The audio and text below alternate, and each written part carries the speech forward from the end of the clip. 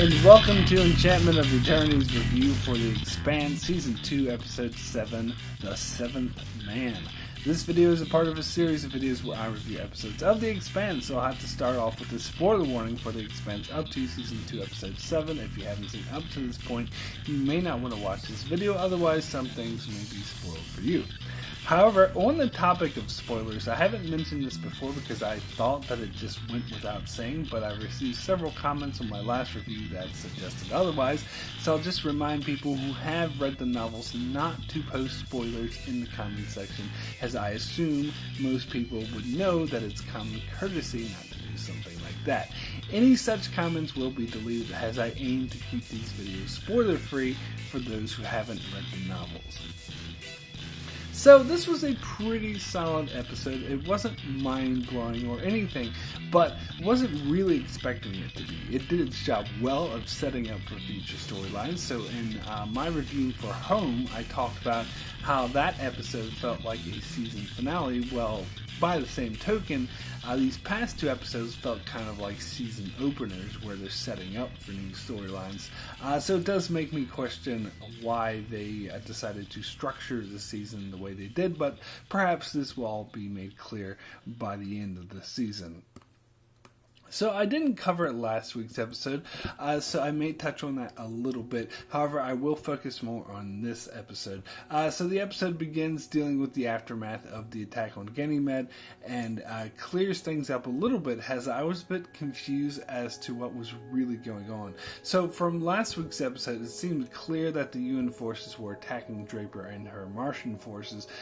So it was interesting that this episode opened up with Aaron Wright and Avasarala talking to the UN Secretary General, where they were acting like Mars started the attacks. And of course, there was this scene where Draper saw a creature standing over her, which confused me a bit at first, but then this episode made it clear that it was another protomolecule type incident. First, by showing that crazy scientist Kotazar mentioned that the protomolecule is still out there talking to him, and of course when Draper recounts that the UN Marines weren't shooting at them but at a seventh man, which appears to be an alien-like creature, perhaps associated with the protomolecule. So it seems to me that this was a result of Pierre Mal testing the protomolecule or doing something like that again. And it seems like every time he does it, he does it in such a way to provoke a war between Earth and Mars, which seems to be his ultimate goal. I'm not sure entirely why, but it seems to be the case. So this could be in response to Avasarala's threats against Mal, which I have to say was one of my favorite scenes of the entire series that happened in last week's episode, when Avasarala just went off on Aaron Wright, threatening to destroy Mal, and to make it clear that, you know, he didn't have the upper hand, she did, and that was a true badass Avasarala moment. I wanted to get up and cheer, but it appears it didn't have the desired effect, as it seems to me that Mal's response to that was to release the protomolecule on an Earth installation, killing over 3,000 people, and then blaming it on Mars to try to start a war between Earth and Mars. So perhaps in this instance he's trying to provoke a war between Earth and Mars in order to weaken them so they can no longer interfere with his experiments. So perhaps in a way this is a direct response to Avasarala's threats, but I'm just speculating. It was interesting to see the power Avasarala now has, as before she was just like another voice in the choir, but the opening scene in this episode made it clear that she is now the most powerful voice in that choir, as she was listened to when suggesting peace talks, whereas Aaron Wright's push for war was all but ignored. So that's one thing that's great to see, as Avasarala is becoming a force to be reckoned with, and she is single-handedly holding Earth back from going to war, as many want to go to war. So it'll be interesting to see how this piece holds up. However, it's interesting to see the flip side of this on the Mars side, as the Martian higher-ups seem really content on preventing war at all costs. It's pretty much as Ava Sorales said, that Mars knows it's outnumbered, so wouldn't want to risk a direct conflict with Earth. Bobby Draper, on the other hand, seems itching for a fight with Earth, so I'm not sure how wise it is to send her to the peace talks. Makes me wonder if she'll end up stirring some things up. So it was interesting following her storyline as she recovered from the attack and losing her whole team. I was a bit disappointed that they killed them all off, as I thought they would become permanent supporting characters, but it does seem it's ultimately in service of Draper's storyline, which is definitely leading somewhere. It was interesting that they gave her a Medal of Honor right before telling her to basically lie and say that they shot first. So they were kind of throwing her under the bus, but not really. They award her with honor and then tell her that they made the mistake. So kind of a way of admitting that it was their fault, but at the same time, it wasn't really their fault. It's just clear that their ultimate goal is to avoid war at all costs, so it will be interesting to see how Draper reacts when she gets to Earth.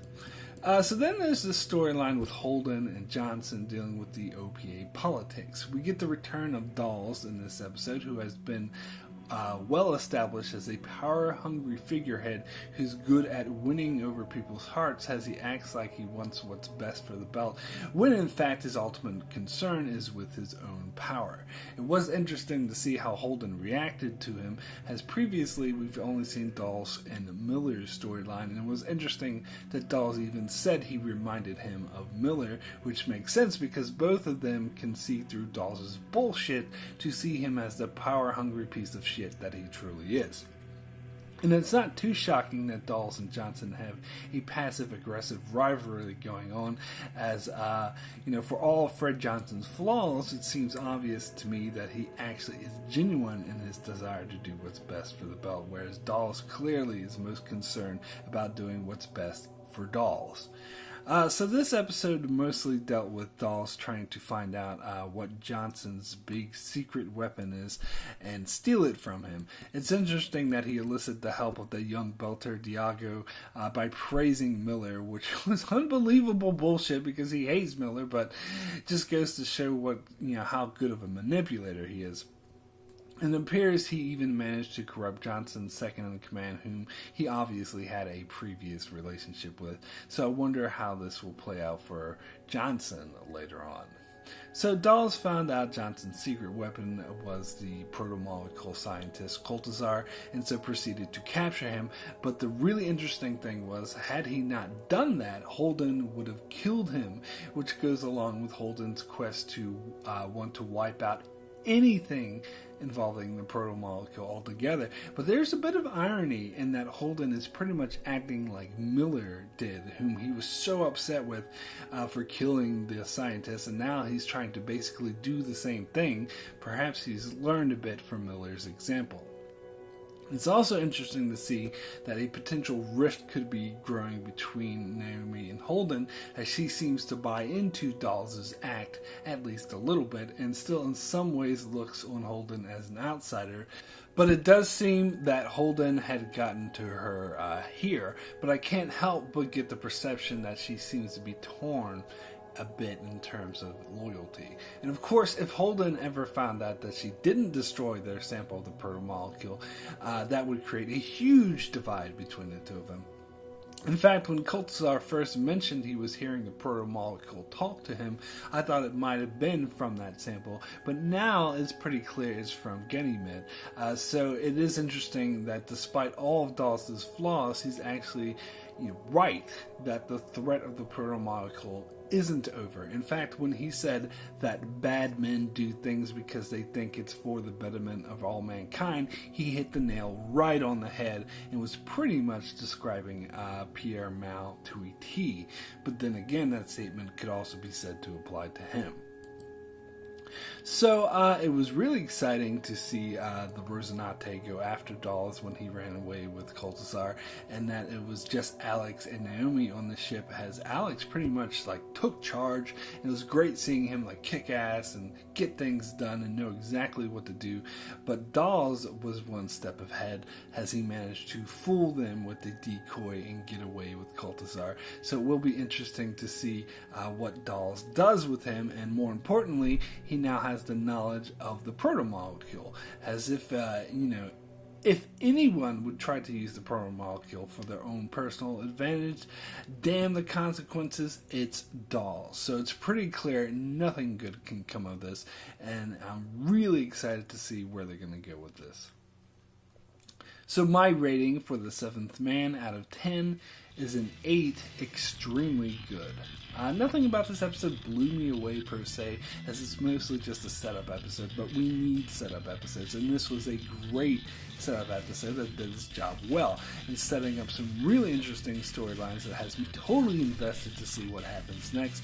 It was great seeing Avasarala hold Earth together, hold it back from going to war. It was great seeing how Draper reacted to losing her whole team and being ordered to lie. And it was great seeing how the inner politics of the OPA are fragile, and to see them challenged by Dolls, and how even the relationship between Holden and Naomi might even be put to the test as well. So overall, an interesting episode. So that's it for my review of The Seventh Man. Be sure to check back here as I continue to review episodes of The Expanse. Although I won't be able to review next week's episode, I will be back to cover the last 2 episodes of the season. And be sure to check out my channel for many more videos on shows like Game of Thrones, Star Trek, Black Sails, The 100, and more. So be sure to subscribe so you can keep up with all that. Thanks a lot for watching.